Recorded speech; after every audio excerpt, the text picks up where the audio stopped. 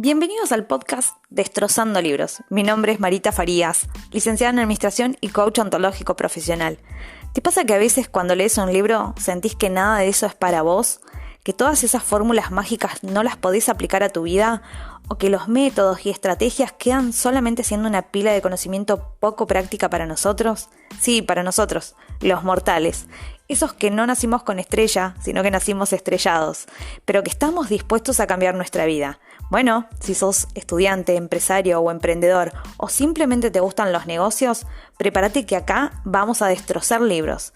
De una forma entretenida vamos a indagar qué nos sirve de cada libro. Libros de crecimiento personal, administración, estrategia, ventas, de todo un poco. Vamos a analizar qué nos sirve y cómo podemos aprovecharlo. Quédate y prepárate para destrozar libros. Bueno, el libro, como les dije, es El hábito del logro. Ahora, ¿realmente de qué se trata este libro, El hábito del logro? ¿Qué se supone que nos debería de cambiar en nuestra vida? Bueno, principalmente el libro trata de aplicar el pensamiento de diseño, que es una técnica ligada a la ingeniería que se usa mucho ahora en empresas, a la vida real, a la vida de cada uno de nosotros. Se trata de poder resolver todos los problemas que vos enfrentás en tu vida y que al ir resolviendo esos problemas tengas la oportunidad de lograr todo lo que te propongas. El libro es un poco raro, o sea, en el aspecto de que no les va a decir los conceptos así uno por uno y ustedes van tomando nota y aprendiendo, no. El libro se basa más que nada en anécdotas del autor, donde él va contando distintos momentos de su vida donde fue aprendiendo determinadas cosas. Por ende, es bueno analizarlo para que realmente puedas adquirir todo ese conocimiento que él te está brindando. No implica que acá los mortales estrellados nos vayamos a poner súper ingenieros y a diseñar un proceso de diseño, porque no es lo que propone el libro. Precisamente lo que nos dice es que nos va a intentar enseñar diferentes aspectos que deberíamos de cambiar en nuestra vida para poder alcanzar nuestro máximo potencial, tomar el control de nuestras vidas y desarrollar este hábito que nos permite lograr todo lo que nos propongamos. Algo que es de destacar de este libro es que el autor, Bernard Roth, es un ingeniero que brinda una cátedra muy conocida de creatividad en la Universidad de Stanford. Él en su clase no es como las clases que nosotros podemos llegar a tener acá en Argentina, de que vamos a clase, nos dan los conceptos, tomamos nota y nos vamos a la casa y vemos qué tal nos va en el resto de la vida. No, sino lo que hace es proponerle a los estudiantes el desafío de que ellos puedan resolver durante su cursada, como lo decimos acá en Argentina, todas aquellas cosas que para alcanzar un objetivo, que se propongan un objetivo y que puedan en el proceso de la cursada ir resolviendo y logrando ese objetivo. Lo que él dice es que muchas veces tenemos pequeños problemas en el camino que nos impiden lograrlo. Entonces él no evalúa que vos logres tu objetivo o no, sino lo que él evalúa durante esa cátedra es que vos tengas la posibilidad de haber resuelto problemas, que hayas adquirido la capacidad de resolver problemas y no de agobiarte y dejar todo por un simple problema, ¿no? No es que en la cátedra vas a resolver un problema o tener un objetivo que él te proponga, como nos puede pasar a nosotros en la educación argentina, de decir, bueno, tenés que hacer un plan de marketing de una empresa tanto. No, sino que el objetivo que vos elegís tiene que ver con tu vida personal. Y el autor lo plantea que a él le surgió como esta inquietud de poder dar este tipo de cátedra porque veía que muchos de sus estudiantes querían emprender, querían ser dueños de sus propias empresas y sin embargo terminaban trabajando como empleados. Entonces él se dio cuenta que esto pasaba porque uno no tenía la capacidad de resolver inconvenientes en la vida diaria, en la vida misma y poder alcanzar ese objetivo. Así que me pareció como muy motivador. Al libro lo elegí principalmente porque escuché a otros blogueros y demás que hablaban del libro y dije, bueno, vamos a leerlo a ver si realmente tiene algo para aportarnos a nosotros los mortales estrellados. Pero antes de arrancar con el libro, quiero hacer una reflexión personal con respecto a la educación en esta Universidad de Stanford y la educación que recibimos nosotros acá en la Argentina. No tenemos nosotros acá esa posibilidad de aprender a pensar y a resolver problemas.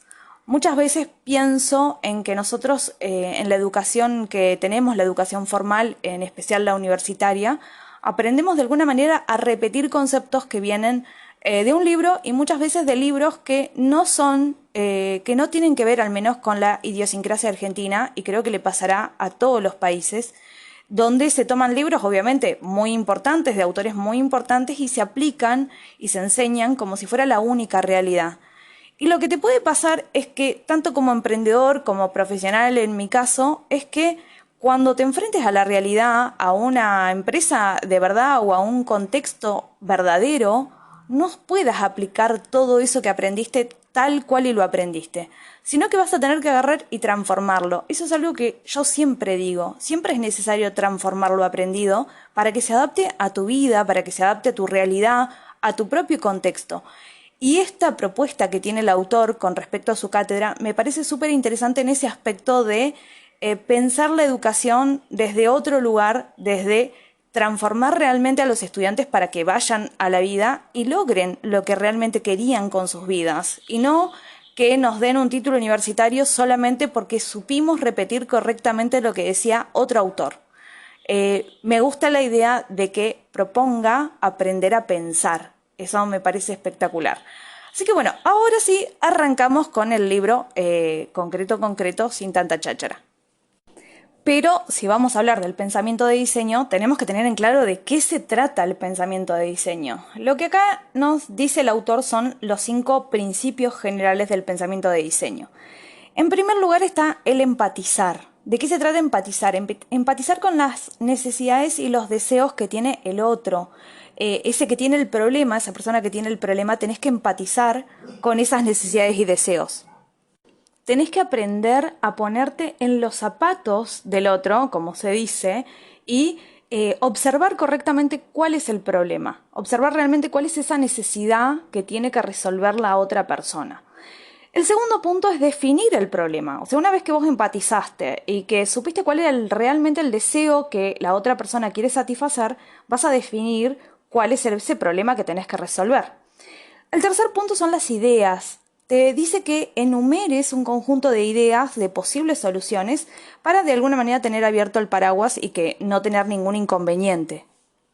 El cuarto punto es hacer. ¿A qué se refiere con hacer?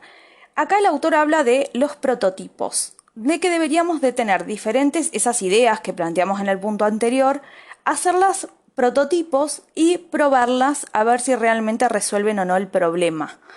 Esto lo vamos a ir viendo igual a lo largo del libro. Y el quinto punto es probar, que esto, como les decía, probar esos prototipos y ver qué tipo de retroalimentación recibimos con respecto al problema, si lo estamos resolviendo o no, qué deberíamos de cambiar. Yo supongo que a todos se nos viene a la cabeza el tema de cuando hablamos de prototipos, de decir, bueno, un invento y lo hacemos más o menos para ver si cumple la función que queríamos, y probamos, y cuando vemos que tiene alguna falla, lo tomamos y lo cambiamos a ver si ahí sí funciona como queríamos. Digamos que ese es el concepto que tenemos todos de alguna manera en la cabeza con respecto a los prototipos. Además, el autor nos dice que hay unas limitaciones que podés llegar a tener aplicando el pensamiento de diseño. Así que la primera es tener miedo a no aprender nada. Esa sería como la primera limitación. Siempre vas a aprender, es lo que dice el autor, que siempre vas a aprender incluso de los errores. La segunda limitación es pensar demasiado y hacer poco. Eso es algo que está en casi todos los libros de desarrollo personal. Otro punto que te dice es no tomar las herramientas y adaptarlas a vos. Esto que veníamos hablando o que yo venía hablando en realidad, de que es necesario a veces transformar las herramientas para que se adapten a vos mismo. Y por último dice que la última limitación es no enfocarte en una mejor versión de vos mismo. Que muchas veces nos perdemos en el pensamiento y no nos enfocamos en mejorar a nosotros mismos. Esas son las limitaciones que dice el autor que podés llegar a tener. Y antes de arrancar con el primer capítulo, algo de destacar es que en este libro pasa lo mismo que pasaba con el libro anterior de Víctor Martín con respecto a la interpretación de lo que es el éxito. En el libro anterior, Víctor Martín decía que el éxito para él era eso que te hacía feliz. Y acá el autor lo identifica al éxito como sinónimo de ser autosuficiente. ¿A qué se refiere con ser autosuficiente? A que es ser feliz pero con vos mismo y entender, digamos, que nuestra vida está en constante cambio y que podemos, si tenemos una actitud diferente, obtener de todo una retroalimentación positiva. Eso es como la definición del éxito que propone el autor, como que dice que el éxito es eso de ser autosuficientes, o sea, de quererte a vos mismo y de estar conforme y feliz con tus elecciones y con tus objetivos, de alguna manera. Como mortales estrellados interpretamos que ser el autosuficientes es bancarnos a nosotros mismos, pagar nuestras cuentas, pero no, lo que dice acá es que es sinónimo de ser feliz con tu vida también, como lo proponía Víctor Martín en su momento. Acá está el gato llorando, así que si lo escuchan de fondo, no pasa nada. Arrancamos con el capítulo 1 y acá el autor nos dice que nada es lo que piensas, o nada es lo que pensás, bien en argentino. Sin preámbulos, el autor lo que nos hace es revolver sobre nosotros mismos, como dice una de mis amigas, y nos explica por qué nada es lo que pensamos. Lo que dice el autor es que nuestra cabeza, de alguna manera, le da significado a todo lo que nos pasa. Le da significado tanto de lo bueno como de lo malo. Por ejemplo, te quedaste sin trabajo y hay personas que automáticamente se deprimen, empiezan a pensar en la mala situación económica, en todas las cosas, los problemas que trae acarreado quedarse sin trabajo. Y hay otras personas que dicen, bueno, genial, me quedé sin trabajo, así que voy a emprender algo, voy a revender cosas que pueda, voy a hablar con mis amigos a ver si tienen alguna propuesta de trabajo. Ante la misma situación, son dos formas de pensarla. ¿Y qué dice el autor? Que esto viene dado por la forma en la que interpretás las cosas que te pasan. Que esto depende de las percepciones que vos tenés de las cosas. Vos podés percibir algo como bueno o percibirlo como malo. Y en el camino al éxito, en el camino a lograr lo que te propongas, tu objetivo es cambiar esa percepción y por ende cambiar también tus comportamientos, porque nosotros la forma en la que vemos el mundo es la que nos hace comportarnos, ¿no? Yo siempre digo esto de somos lo que hacemos, de alguna manera lo que vos hacés demuestra en parte lo que sos, cómo pensás y también cómo percibís las cosas.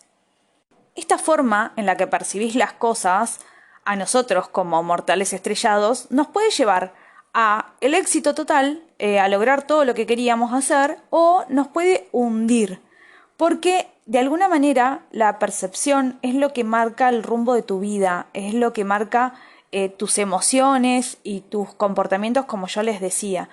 El autor lo que nos dice acá es que para cambiar esa forma en la que pensamos, tenemos que enfocarnos en distintos aspectos de nuestra vida y de nuestro comportamiento. Pero ¿cómo lo hacemos? ¿Cómo cambiamos nuestro cerebro y dejamos de tener esas percepciones negativas de alguna manera o esas percepciones demasiado positivas que nos lleven también a la ruina? ¿Cómo hacemos para cambiarlo? Lo primero que nos dice es que tenemos que hacer lo conocido desconocido. Entonces, todo aquello que nuestra cabeza interpreta como que es normal que yo conteste mal a tal persona, nosotros lo tenemos que cambiar y decir, no, no es normal que yo conteste mal, sino que en realidad yo debería de pararme a pensar sobre esa situación antes de reaccionar. El segundo punto nos dice que para cambiar esta forma en la que pensamos y por ende la forma en la que nos comportamos hacia los problemas o hacia la vida o hacia nuestros logros, tenés que cambiar tu autoimagen. ¿Qué es la autoimagen? La forma en la que vos te ves a vos mismo. Entonces, si vos te decís, bueno, no, yo soy una persona que siempre contesta mal, o yo soy una persona procrastinadora, tu cerebro acepta que eso es lo que vos sos y no lo cambia. Entonces, de alguna manera, haces que tu autoimagen sea muy baja o sea negativa o no esté en concordancia con eso que vos querés lograr. Pensemos cómo nos vemos a nosotros mismos, qué decimos de nosotros mismos y cómo nosotros nos estamos llevando a lograr cosas o nos estamos llevando al fracaso. Porque a veces no somos conscientes de que nuestro pensamiento y esto que nos decía el autor, nuestras percepciones, nos están llevando por uno o por otro camino.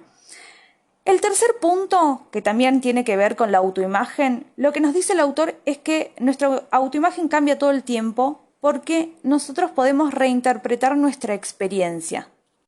Supongamos que tuviste un problema o una situación muy negativa y en tu cabeza el pensamiento es que no sos capaz de resolverlo, que no tenés la posibilidad o, por ejemplo, no sé, rendiste un examen y te sacaste un 1 y decís que no, tu cabeza piensa que no sos capaz de sacarte un 10.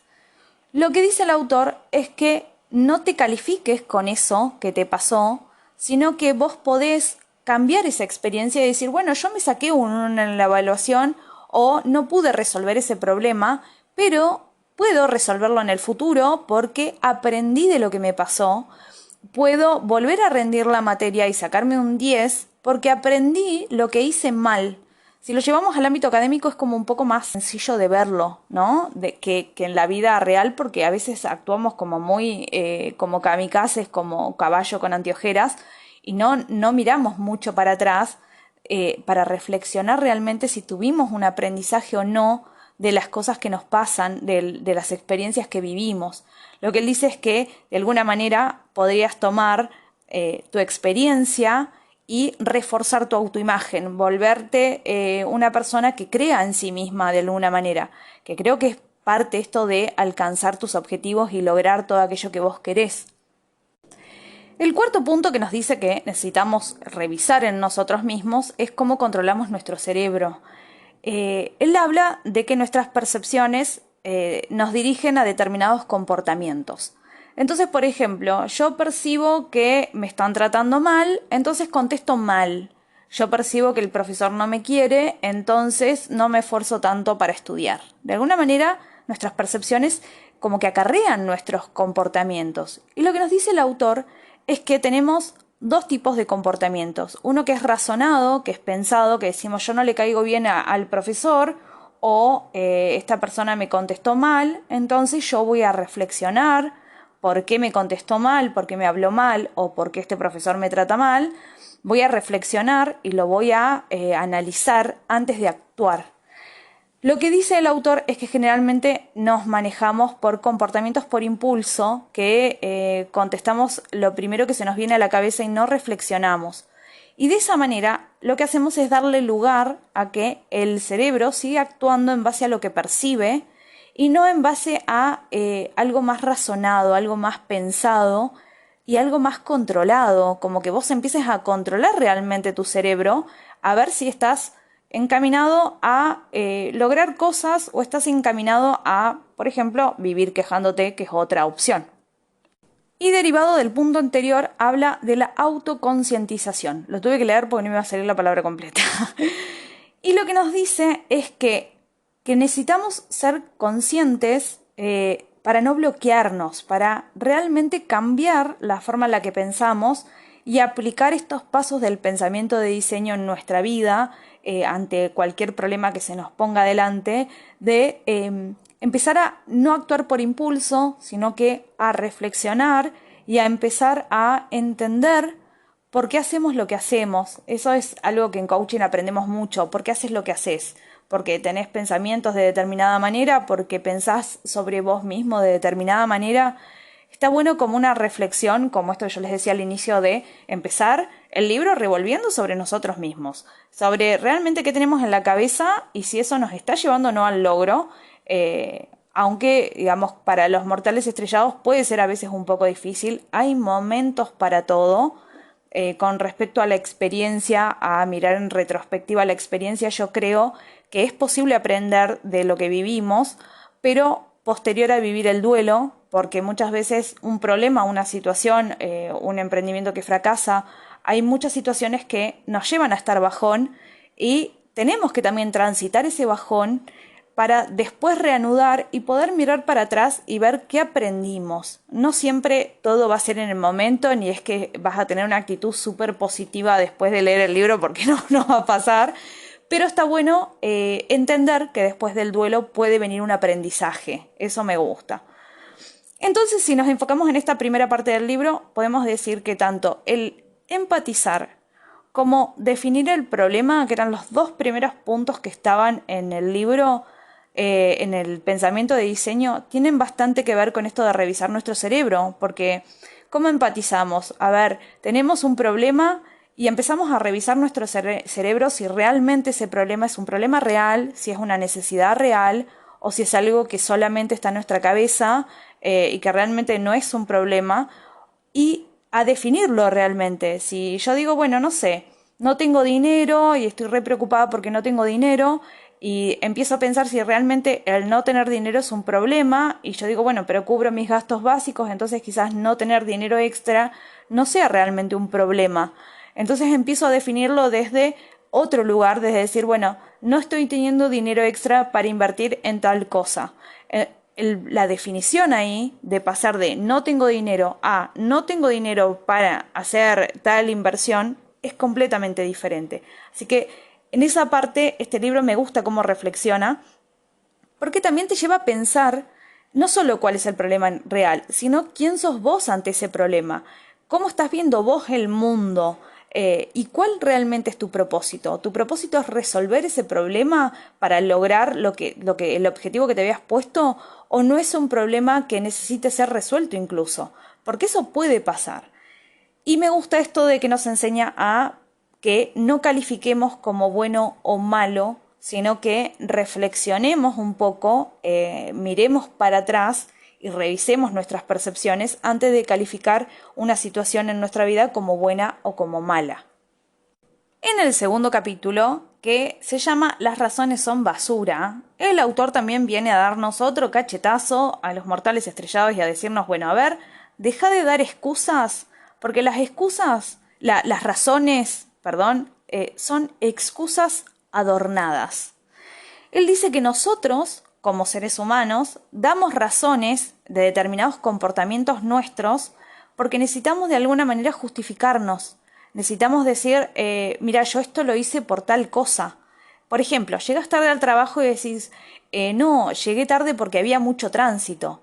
No decís, llegué tarde al trabajo porque me quedé dormida o porque no tenía ganas de salir a tiempo, porque puede pasar, a mí me pasa bastante seguido.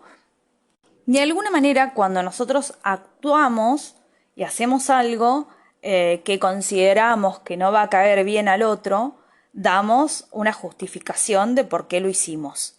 Obviamente estamos hablando de situaciones en lo cotidiano, no estamos hablando de herir a otra persona porque eso no tiene justificación de alguna manera. Lo que estamos hablando es de comportamientos que nos estén llevando o no a conseguir lo que queramos, como nos dice el libro que nos va a llevar.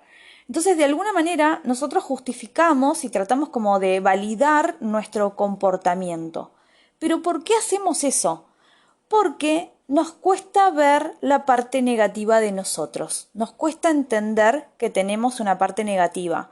Entonces vos decís, llegué tarde al trabajo porque no, había mucho tránsito, No decís, llegué tarde al trabajo porque me dio pereza salir un rato antes sabiendo que había tránsito. No somos capaces de admitir lo malo de nuestros comportamientos y por ende no vamos a poder aprender de esos comportamientos. Ahora te pusiste a pensar cuántas veces das excusas o te justificás con respecto a tus comportamientos. Yo, por ejemplo, era una persona que daba muchas explicaciones, muchas justificaciones para no asistir a determinados lugares o no hacer determinadas cosas porque quería estar con mi emprendimiento y haciendo cosas en casa o simplemente estar en casa tranquila. Y empecé a entender que no era necesario que yo diera esas explicaciones porque yo estaba segura de que mi comportamiento iba de acuerdo a lo que yo quería. Y a veces damos esas justificaciones porque tenemos la sensación de que las otras personas nos van a ver de mala manera o que nos van a dejar de querer, entre comillas. Entonces, cuando vos te la pasas dando explicaciones y poniendo excusas a tus comportamientos, lo que haces es estar en un estado de víctima todo el tiempo y no te enfocás en ser protagonista y en entender que vos sos el que decide determinadas actitudes en tu vida y que sos el que decide tus comportamientos. con esto de ser víctimas o ser protagonistas. Volvemos de alguna manera al capítulo anterior donde vos tenés tus propias percepciones sobre vos mismo y bueno, también ahí vos te vas a ver como una víctima de los problemas y de las circunstancias del mundo o te vas a ver como un protagonista para poder cambiar esas cosas que te están pasando o esos problemas que te están pasando y que vos necesitas, digamos, tomar el toro por las astas, diríamos, de alguna manera, y volverte de alguna manera el dueño de tus comportamientos y de lo que vos estás pensando respecto de tus comportamientos. Por eso habla esto de dejar de dar excusas y dejar de justificarte con respecto a determinadas situaciones. El autor nos dice también que las excusas están presentes también en la toma de decisiones. Digamos que cuando vos tenés que tomar una decisión, nuestra cabeza se pone a hacer una evaluación entre lo bueno y lo malo de tomar esa decisión. Y empezás a poner todo de un lado o todo del otro. A ver cuánto bueno hay y cuánto malo hay. Y si vos ves que la balanza de lo malo está demasiado llena, empezás de alguna manera a poner razones, justificaciones y excusas para no cambiarlo o para no tomar esa decisión. Esto es un ejemplo que yo veo muy seguido, el tema de cuando, por ejemplo, alguien se queja mucho de su laburo, de su trabajo en relación de dependencia y le preguntas por qué no se va, por qué no cambia de trabajo, si tanto le molesta o tanto mal le hace, y te empieza a decir un montón de cosas, no, porque ya estoy grande, no, porque yo no puedo irme a otro lado porque tengo hijos, no, porque... Y empieza a ponerse excusas para, de alguna manera, justificar el no hacer, el no cambiar, el no tomar otras decisiones y por ende tomar otras acciones. ¿Y por qué no hacemos esas cosas que podrían cambiar el rumbo de nuestra vida? ¿Por qué no lo hacemos y por qué preferimos poner excusas? Porque eso está mostrando de alguna manera la imagen negativa que tenemos sobre nosotros mismos.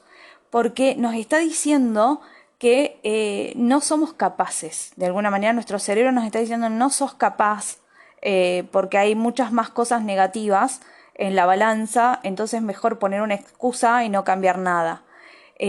Volvemos como al primer capítulo, ¿no? A revisar lo que pensamos sobre nosotros mismos. Esta autoimagen que nos propone el autor, si vos la vas a tener positiva, alta, en beneficio de tus objetivos, o la vas a tener negativa y que todo el tiempo tu autoimagen te esté boicoteando tus proyectos a futuro. Eso a los mortales estrellados creo que nos pasa mucho y más ahora con todo esto de la virtualidad y de todo el mundo digital y cómo la gente trata de alguna manera de encajar en un montón de situaciones y a veces los mortales estrellados vamos por el camino contrario y obviamente recibimos un montón de críticas y esas críticas se meten en nuestra cabeza y disminuyen nuestra autoimagen. Así que en este capítulo lo ideal es pensar o reflexionar respecto de las razones o las excusas que vos pones a tus comportamientos, que te pones a vos mismo y empezar a reinterpretar por qué estás poniendo esas excusas y qué tienen que ver esas excusas que vos estás poniendo, qué tienen que ver con tu autoimagen, qué tienen que ver con la forma en la que vos te estás percibiendo vos mismo y por ende ir revisando tus percepciones, ir revisando tu cabeza, por qué tu cabeza piensa de determinada manera, cuál fue tu experiencia que te hizo pensar así, que te hizo poner estas excusas y que te hizo no accionar y no hacer algo que te lleve a concretar tus objetivos, a lograr, como dice el autor, todo lo que te propongas en la vida. Sin duda, en este capítulo lo que estamos haciendo es empatizar, pero no con el problema, sino con nosotros mismos y con nuestras acciones, lo cual me parece bastante bueno porque no dedicamos mucho tiempo a eso, a esa reflexión sobre nosotros. Pasamos al tercer capítulo que se llama Desbloquéate, o Desbloquéate en argentino, que dice, que me causó mucha gracia cómo empezó, porque dice que bueno, cuando vos estás borracho o cuando estás pasadito de copas, tenés la capacidad de esquivar todos los obstáculos para llegar a la cama a dormir o para llegar al baño. Tu cerebro tiene la posibilidad de sobrepasar los obstáculos sin que te golpees. Entonces dice que de la misma manera deberíamos de ver los problemas. En este capítulo el autor nos pide que nos enfoquemos un poco más, digamos, en el pensamiento de diseño en sí. ¿Y qué es lo que él nos explica? Que muchas veces cuando tenemos un problema, estos problemas que se interponen entre lo que vos estás haciendo y alcanzar tu objetivo, tu mente se enfoca solamente en el problema, no se enfoca en nada más.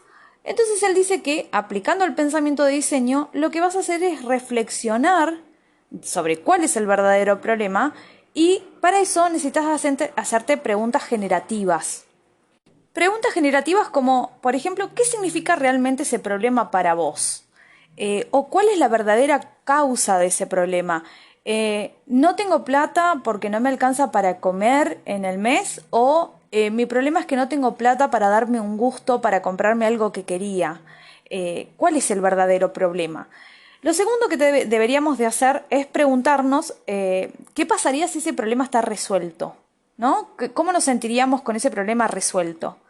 Y una vez que vos te preguntaste esto de cómo sería tu vida con el problema resuelto, tendrías que empezar a pensar en retrospectiva y empezar a hacerte como preguntas sobre el problema resuelto hacia atrás, digamos. Porque de esa manera encontrarías diferentes formas de resolverlo. Pero vamos con un ejemplo para que se entienda bien. Supongamos que el problema es esto de que, como nos pasa a todos los mortales estrellados, que no tenemos plata para llegar a fin de mes.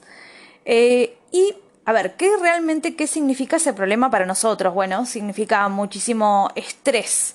Nos da muchísimo estrés no tener el dinero que necesitamos o que nosotros consideramos que necesitamos. Ahora, ¿cómo nos sentiríamos si ese problema estuviera resuelto? Bueno, estaríamos mucho menos estresados, tendríamos plata todo el mes, no le deberíamos plata a nadie y tendríamos comida y la alacena llena todo el mes. Y estaríamos muy felices. Pero ¿cómo transformás esta respuesta de estar menos estresada y tener plata todo el mes? ¿Cómo la transformás en preguntas?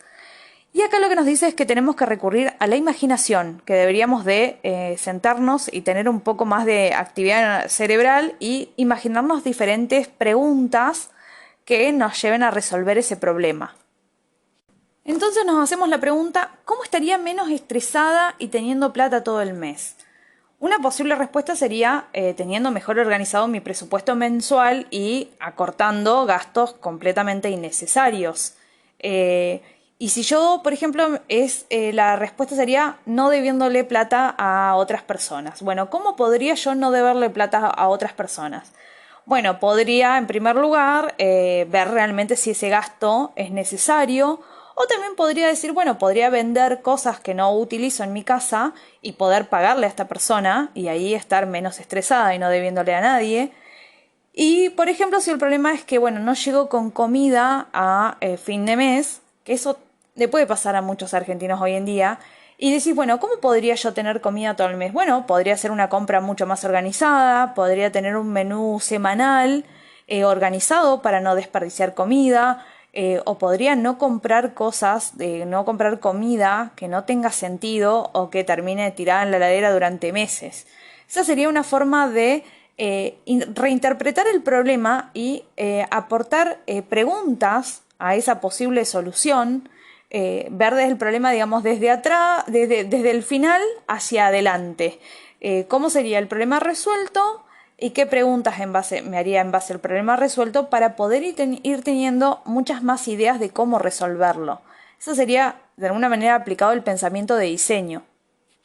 Digamos que pasamos de estar súper preocupados por la falta de dinero a encontrar un conjunto de posibles soluciones que no hubiéramos conseguido de alguna manera si no hubiéramos rodeado el problema como si hubiéramos estado borrachos tratando de llegar a la cama un día de exceso de copas.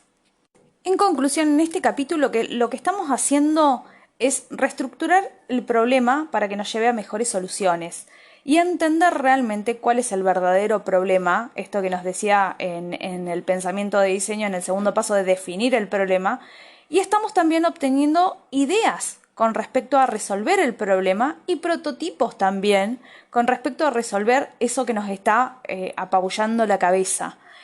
Así que lo que destaca el autor acá es que salir de la queja cambiar tu cerebro y empezar a redefinir el problema y empezar a tener ideas, te puede llevar a que el proceso para alcanzar tus objetivos sea mucho mejor para transitarlo, mucho más tranquilo y no tan tormentoso ni que tu cerebro termine colapsando por los problemas que quizás no sean realmente un problema. En el cuarto capítulo nos habla de buscar apoyo. ¿A qué se refiere? Amigos, coach, mentores, todas aquellas personas en tu alrededor que te puedan hacer ver otras opciones, que te puedan colaborar a que tu imaginación se despliegue de una mejor manera.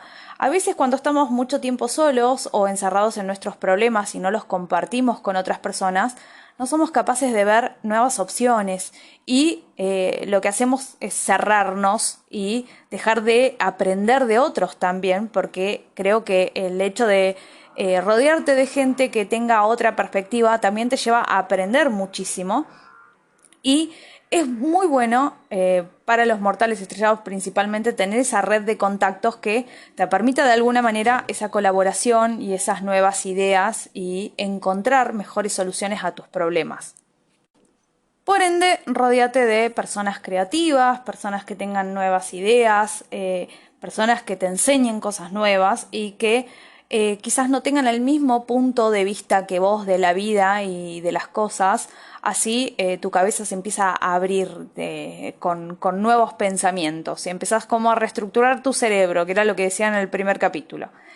El capítulo 5 dice que es hacer es todo. Esto es algo que yo aprendí en mi proceso de coaching y que realmente es cierto. No somos conscientes muchas veces de cuánto tiempo perdemos pensando y cuán poco tiempo invertimos en hacer. Hacer es lo único que te va a dar aprendizaje. Vos podés planificar tu emprendimiento de la mejor manera, pero si no lo pones en práctica, nunca vas a aprender nada, no vas a aprender de si toda esa planificación estuvo bien o estuvo mal. No vas a tener esa retroalimentación de la que nos habla el autor. Yo creo firmemente en esto de que hacer es todo. El hacer, digamos, el accionar, lo que hace es sacarte del estado de queja, es sacarte de esas excusas.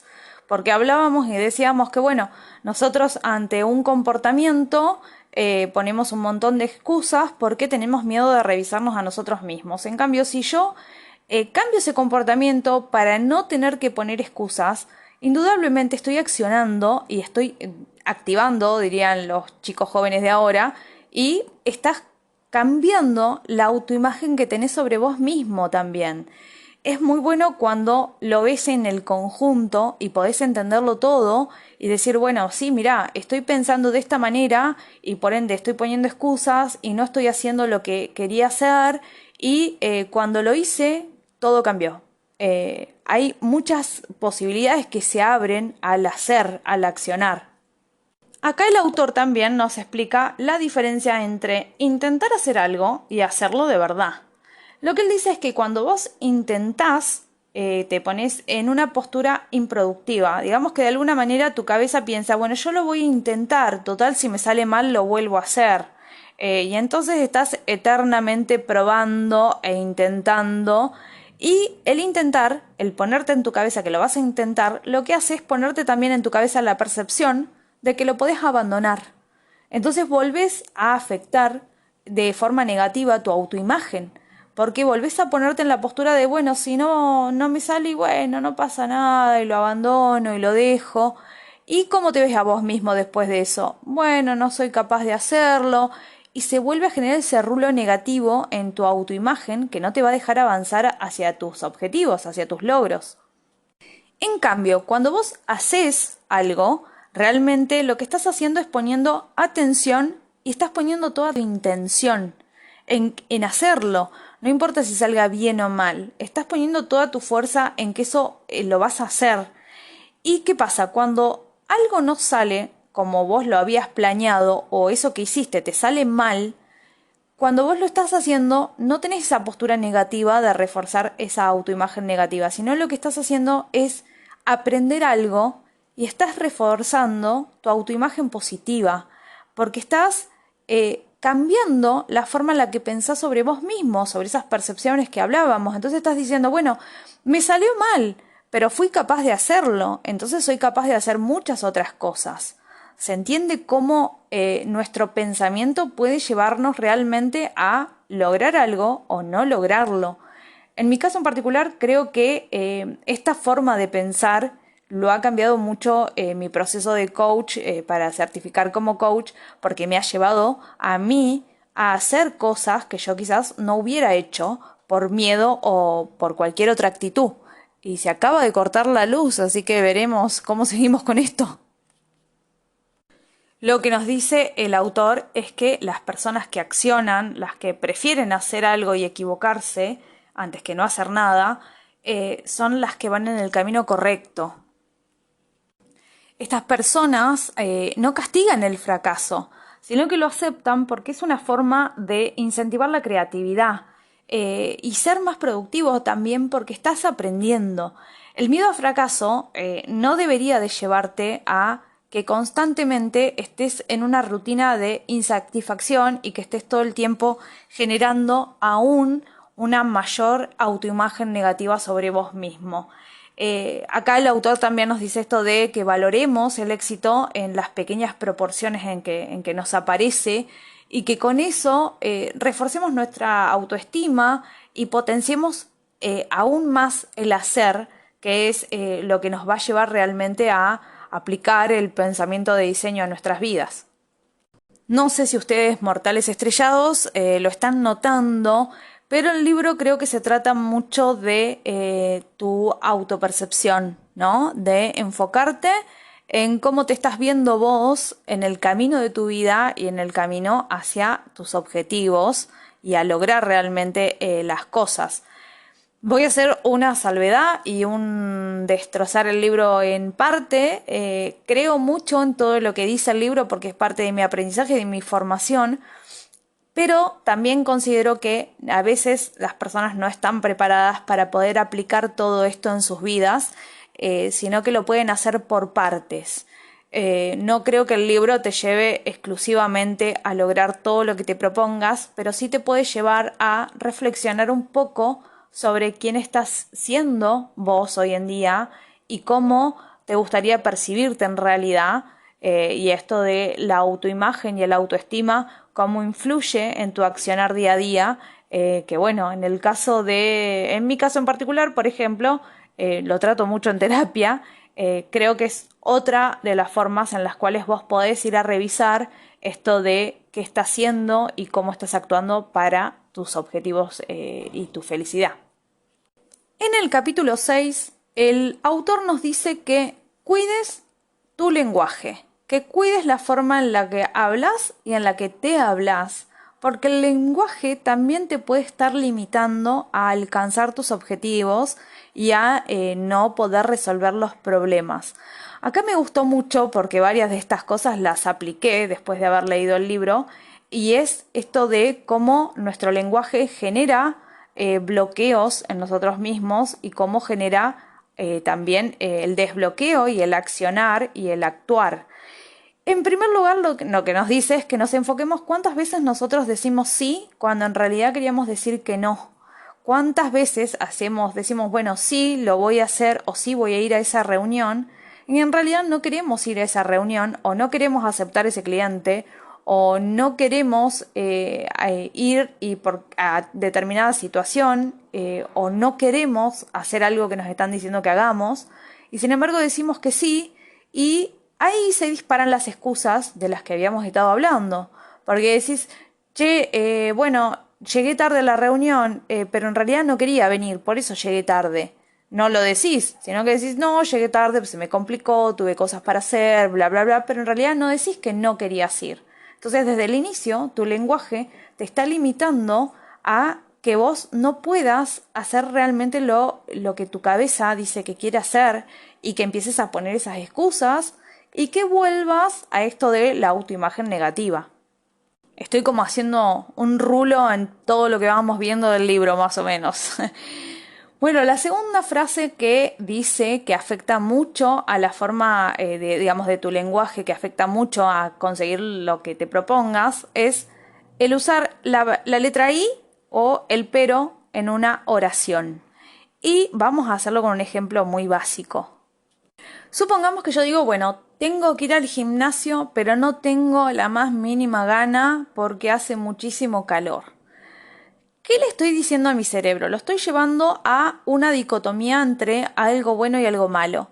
Tengo que ir al gimnasio es lo bueno, pero estoy muy cansado, es lo malo, y hace mucho calor es la excusa. Entonces el cerebro deja de alguna manera de pensar lo positivo, deja de reflexionar y se queda con la excusa. En cambio, si yo digo, tengo que ir al gimnasio y no tengo ganas, le estoy diciendo al cerebro que hay dos opciones. Le estoy dando la posibilidad de tener dos opciones, de reflexionar y además de no poner excusas. Porque yo no estoy poniendo excusas cuando pongo el i, sino lo que estoy diciendo es la realidad, lo que me está pasando. Tengo que ir al gimnasio y no tengo ganas. Y ahí mi cerebro empieza a pensar de otra manera y empieza a decir, bueno, no tenés ganas, pero tenés que ir. Así que terminás yendo. Piensen en cuántas oraciones en su vida ustedes dicen algo y dicen, yo quería comprarme una remera, pero no tengo plata. Yo quiero comprarme una remera y no tengo plata. Y ahí se abre una posibilidad, ¿no? Se abre una opción. Y no tengo plata. ¿Y la puedo conseguir? ¿Podría vender algo de casa que no uso? ¿Podría arrancar un emprendimiento, por ejemplo, si quiero más cosas materiales? Es una forma de invitarlo al cerebro a pensar y a no justificarse. También otra frase que incluimos mucho en nuestro lenguaje y que puede limitarnos es cuando decimos tengo o debo cuando en realidad deberíamos decir quiero.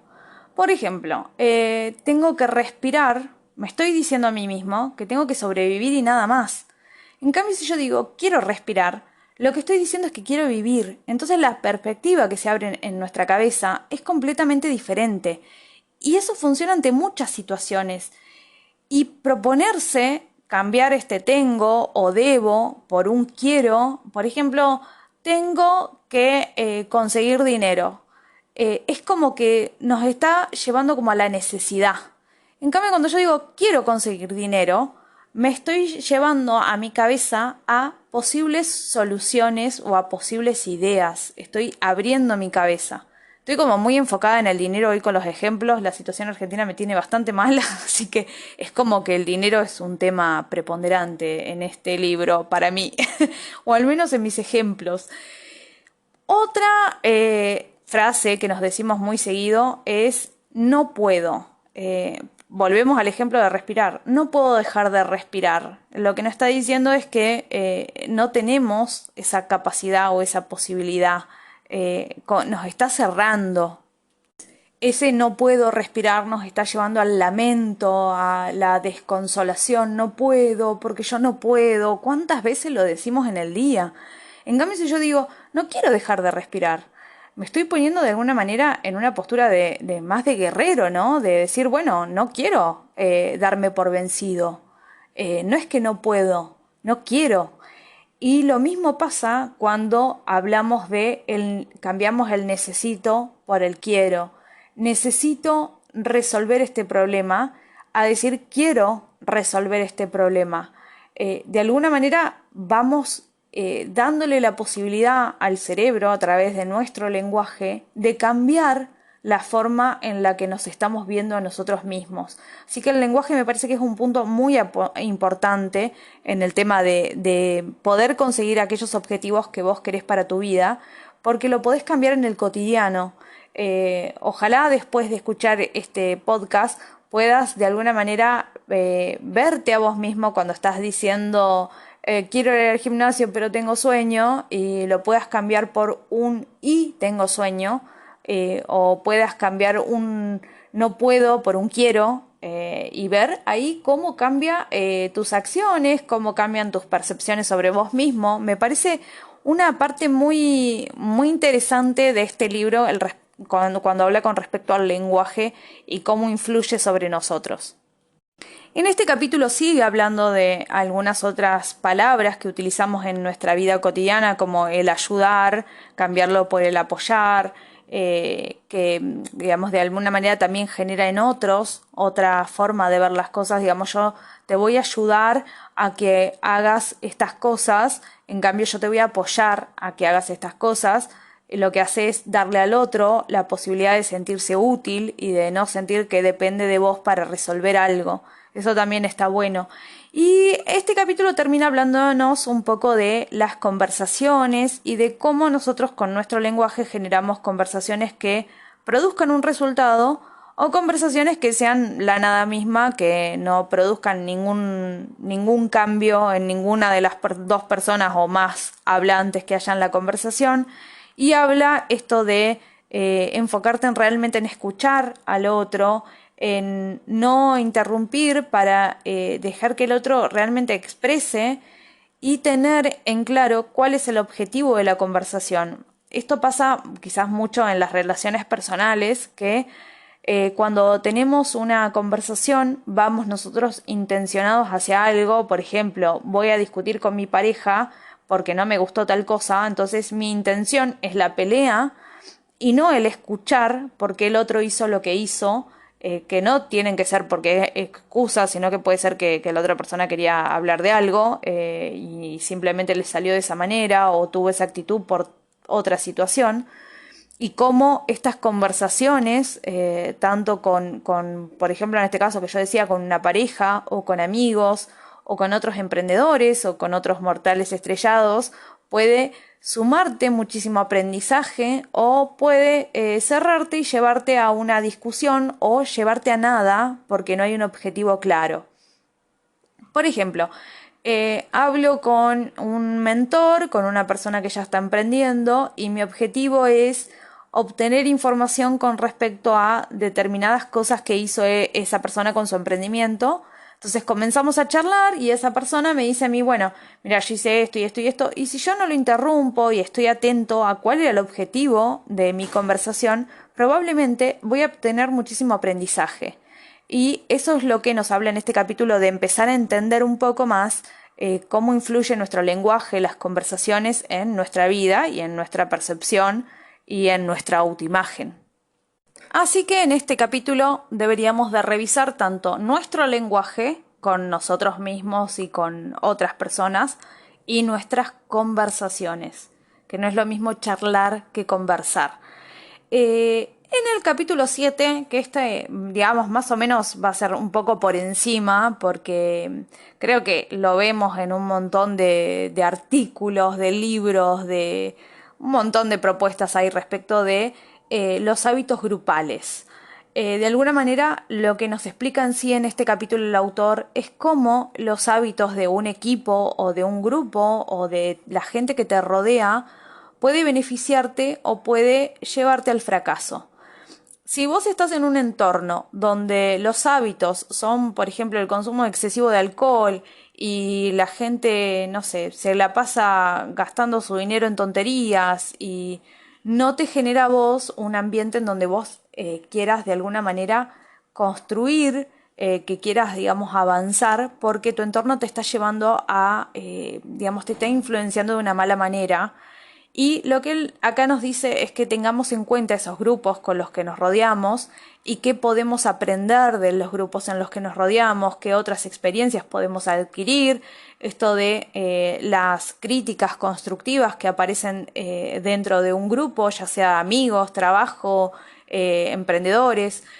Como que empieces a pensar los grupos, los hábitos de un grupo, como una forma de reflexionar respecto de cómo te están beneficiando a vos y cómo están beneficiando tu camino hacia tus logros. Y pasando al capítulo 8, el autor nos propone que diseñemos una autoimagen. Esto que venimos hablando durante todo el libro, que tiene que ver cómo vos te ves y cómo vos te hablás a vos mismo, cómo vos entendés tus comportamientos y cómo vos también entendés o justificás tus decisiones, ¿no?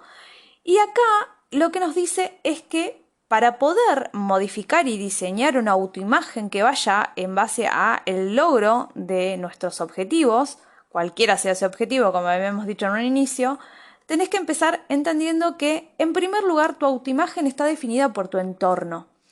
Cuando vos creces en un entorno ya sea positivo o negativo, o te vinculás en un entorno positivo en la actualidad o en un entorno negativo, lo que haces es de alguna manera diseñar tu autoimagen en base a la referencia que encontrás en los demás. Digamos que tu cabeza va formando modelos que debería de seguir, debería, entre comillas, por supuesto, y vas diciéndole a tu mente que ese es el camino correcto. Supongamos que te criaste en una familia donde todas las personas son trabajadores en relación de dependencia en una única empresa, trabajaron toda su vida ahí y se jubilaron ahí. Entonces tu modelo a seguir es prácticamente el mismo, salvo que vengas como a la revolución y digas, bueno, no, sabes que yo no quiero laburar toda mi vida para una empresa y quiero emprender. Que creo que eso nos pasa mucho a los mortales estrellados por la cabeza, que queremos como romper esos modelos que tenemos adquiridos de nuestro entorno, ya sea el actual, el de la infancia, el de la adolescencia, y eso es lo que nos hace a nosotros pensar de una manera diferente. El identificar estos modelos que tenés en tu cabeza que deberías de seguir, lo que te lleva es a poder de alguna manera destruirlos si es que no los querés, o entender por qué tu cabeza está siguiendo esos modelos y también entender qué parte de esos modelos que vos adoptaste en tu vida están conformando hoy tu autoimagen. Para saber si los querés conservar o los querés cambiar, porque puede ser que quieras conservarlos, nadie dice que tengas que destruir todos tus modelos mentales, sino que en realidad es que los identifiques y que aprendas de esos modelos. El segundo punto que nos dice que conforma nuestra autoimagen, que creo que es algo que ya habíamos hablado, es cómo nosotros le damos sentido a las cosas que nos pasaron y cómo nosotros, como decíamos antes, esto de si decimos que es bueno o malo algo que nos pasó, cómo vemos nuestra experiencia personal para atrás. Eso también conforma nuestra autoimagen. Como ya les decía, si vos consideras que sos una procrastinadora, probablemente te quedes con esa imagen y no puedas cambiarla porque procrastinaste toda la adolescencia, por ejemplo. Y él dice que no, que lo que te pasó o lo que hiciste en un momento de tu vida no necesariamente sea lo que vas a hacer en el futuro, sino que en realidad vamos mutando, vamos cambiando y vamos aprendiendo de nuestra experiencia personal.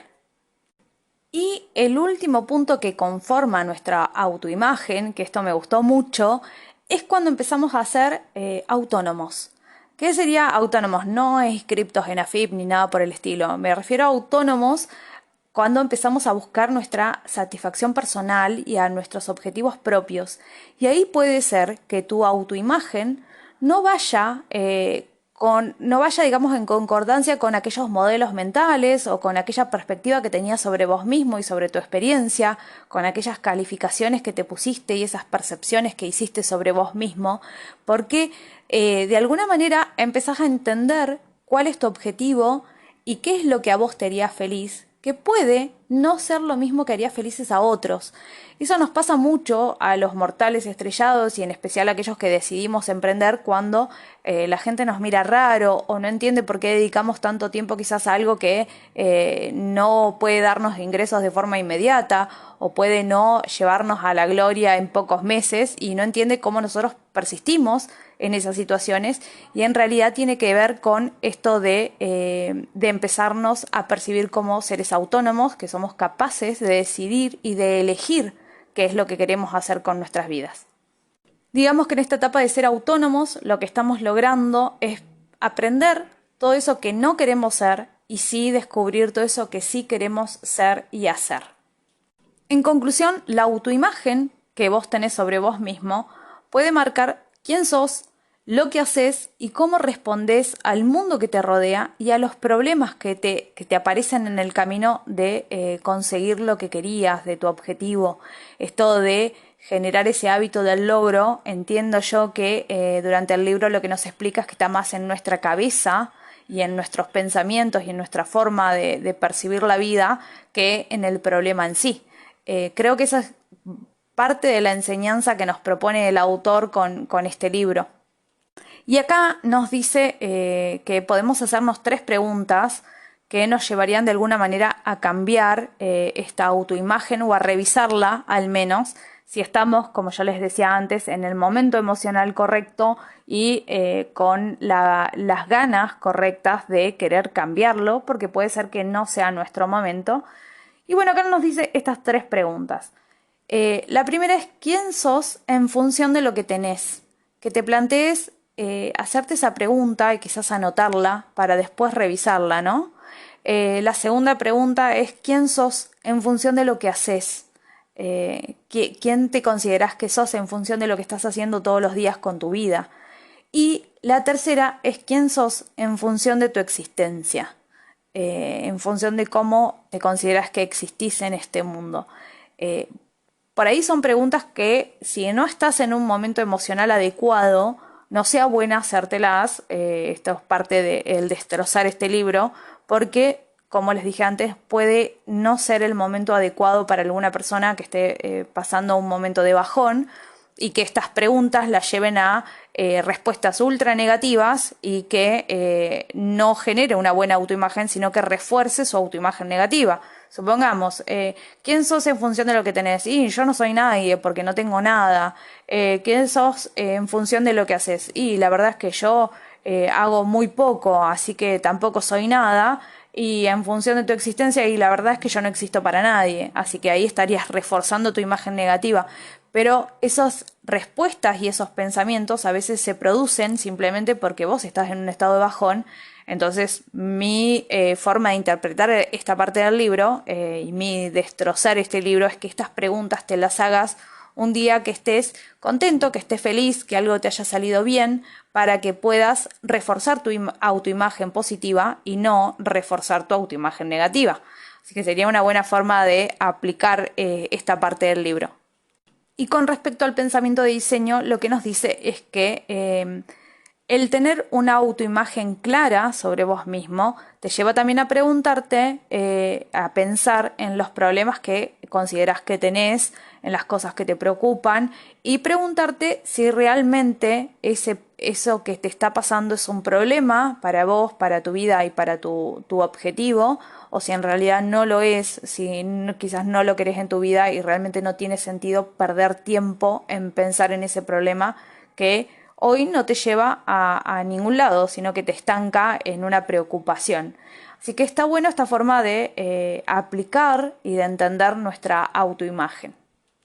Pasamos al capítulo 9, que sería de alguna manera el cierre o el resumen un poco de el libro, y nos habla, se llama El panorama general, por supuesto, porque lo que trata es de darnos un panorama general sobre nuestra vida y a qué nos estamos enfrentando todos los días los mortales estrellados, y cómo, digamos, de alguna manera sabemos que no todo está tan mal, o qué es lo que podemos cambiar, que esa es una buena forma de tener una perspectiva diferente. Yo los voy a enumerar porque es por ahí un poco mejor, más entendible. Lo primero que nos dice es que tanto la complejidad como la incertidumbre que nosotros vivimos la podés enfrentar teniendo más ideas que tengan que ver con tus objetivos, que tengas la posibilidad de dejar entrar a otras personas, de escuchar, de revisar tus pensamientos, que no te dejes llevar por la mala leche, entre comillas, que te genera la complejidad de la vida y la incertidumbre. El segundo punto que habla acá en este panorama general es que disfrutes del azar, del camino de la vida, y que no te bajonees por las cosas que por ahí te pueden complicar el viaje, sino que disfrutes de ese proceso, como decía en un inicio el libro. El tercer punto es que tengas en tu cabeza poder responder a las oportunidades que se te presentan, que tengas la posibilidad de que tu cabeza se abra a las posibilidades, a las oportunidades, que las evalúes y que no tengas miedo de ir, porque, como también decía en el libro, podés aprender un montón de cosas a pesar de que fracases, así que no tengas miedo.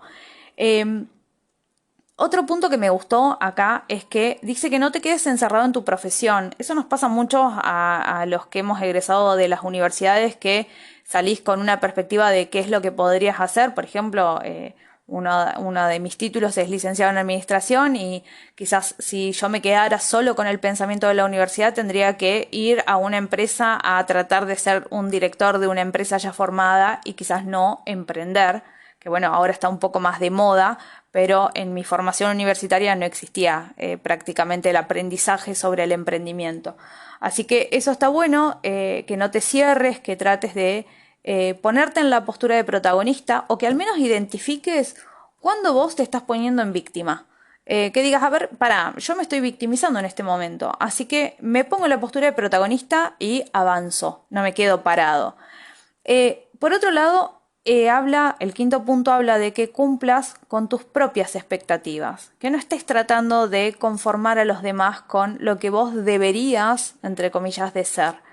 Vos generá tus propios objetivos, tus propios proyectos y vos en todo caso potenciate en base a lo que vos querés, no a lo que quiera el mundo de alrededor, porque si viviéramos en base a eso tendríamos que, no sé, caminar en un camino que quizás no nos haga felices.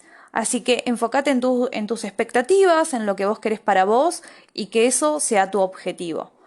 El sexto punto que habla es que tengas en cuenta que las suposiciones, los puntos de vista no estructuren tu autoimagen.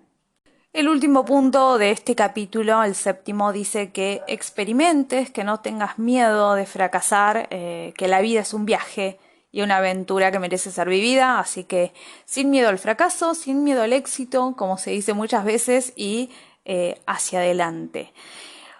Por último, el capítulo 10 que dice, haz que triunfar se convierta en un hábito. Lo que termina siendo de alguna manera es, el autor acá en este capítulo es resumiéndonos cosas que deberíamos de aprender en 4 puntos, lo cual está bueno porque es un poco más resumido. Primero, que entiendas que los problemas no son algo negativo. Que no necesariamente un problema implica que algo está mal, sino que en realidad podés tomar a los problemas como una oportunidad, como algo positivo, y empezar a entender que existen diferentes formas de resolverlo. Creo que esto lo vimos durante todo el libro, lo entendimos de una manera diferente, y los mortales estrellados tenemos más que claro cómo tomar los problemas de una manera diferente porque somos capaces de quizás ser más creativos a la hora de enfrentar nuestros problemas y también que entiendas que a veces estos problemas generan una mayor experiencia en tu vida y si vos querés pueden generar una autoimagen mucho más positiva sobre vos mismo.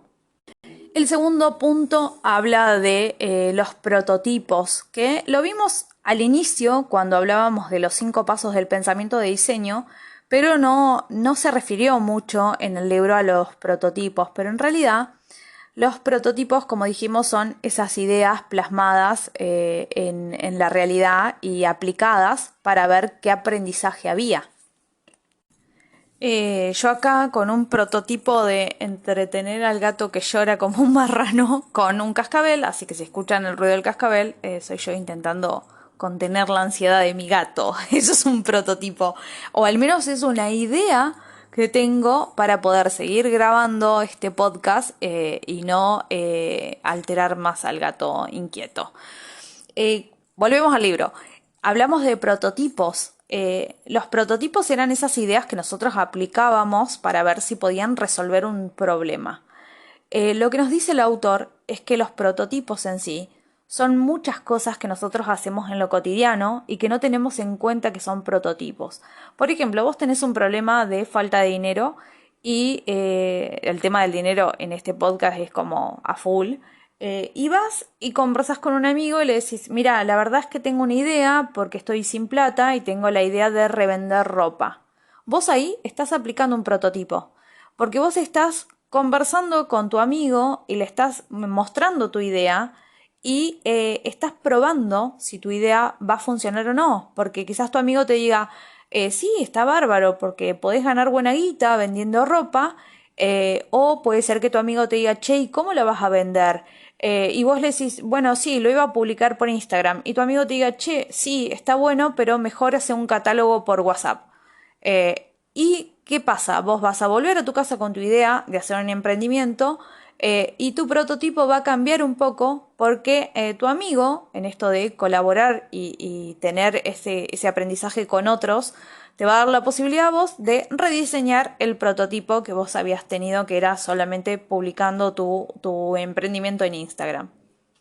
Digamos que el prototipo lo que te permite hacer es superar esa frase de ¿cómo podría ser si hago esto? ¿Cómo podría ser resolver este problema? El prototipo te está contestando a esa pregunta y te está dando de alguna manera una tranquilidad y una perspectiva diferente para poder resolver ese problema. Y el autor acá habla de que los prototipos en realidad los usamos en nuestra vida cotidiana casi sin darnos cuenta y que estaría bueno ser conscientes de esos prototipos que utilizamos para también aprender mucho más. Yo creo que el decir, che, acá estoy usando un prototipo, te va a llevar a reflexionar mucho mejor y a aprender mucho más. El tercer punto que nos dice el autor es que tenemos que entender que los accidentes o los errores no están porque sí, sino que están para aprender y para entender y ser responsables de alguna manera de las cosas que salen mal. Porque cuando vos tenés que resolver un problema que afecta a tu vida y a veces las cosas salen mal, porque bueno, no todo puede salir bien, la forma de decir, fue un accidente o fue un error que esto saliera mal, te limita y no te deja aprender.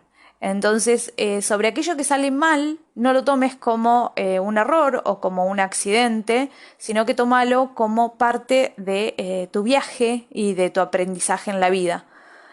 Y otra cosa que me gustó que decía en este último capítulo es que hay que entender que a veces los problemas no dependen de nosotros y no es que salen mal por nuestra culpa o que otra persona se sintió mal por nuestra culpa o que se generó un problema por nuestra culpa, sino que entender que a veces las cosas no son por culpa de uno, sino que tenemos que reinterpretar la forma en la que nos sentimos ante eso y dejar de culparnos sobre cosas que en realidad no tienen que ver con nosotros, sino que tienen que ver más con el mundo del otro.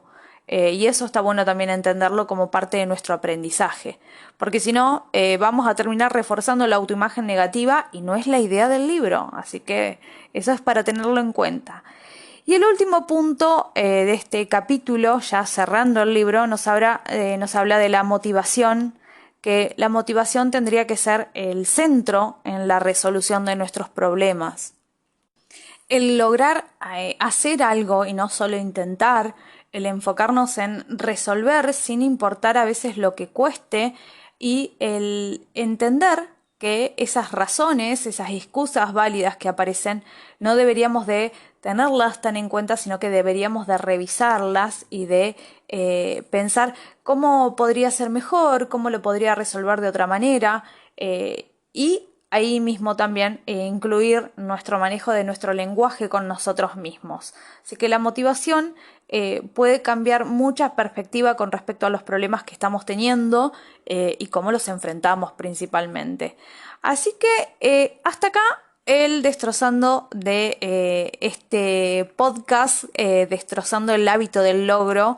Así que ahora les voy a contar cuáles son mis percepciones personales con respecto al libro.